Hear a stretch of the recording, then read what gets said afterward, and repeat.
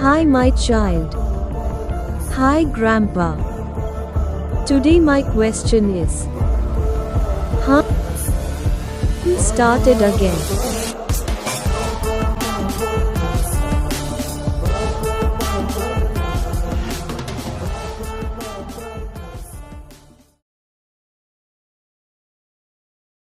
గాలి కంటే వేగమైనది ఏంటి? మనసు. మనసు కన్నా వేగమైనది ఆలోచన. నాలెడ్జ్ ఉన్న జంతువు పేరేంటి? మనిషి. మనిషికి ఉండకూడనిది అహంకారం. మనిషికి ఉండాల్సింది మమకారం. దుఃఖానికి కారణం కోరిక. మనిషి సుఖంగా ఉండేదెప్పుడు? మరణించాక. What grandpa, what are you talking?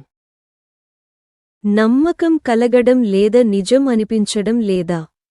రోజులు గడుస్తుంటే మనిషిని వెంబడించేది వయస్సు అనుకుంటారు. కాని నిజానికి వయస్సుతో పాటు మనిషిని వెంబడించేవి స్వార్థం, ద్వేషం, అసూయ, లోభం, మోహం.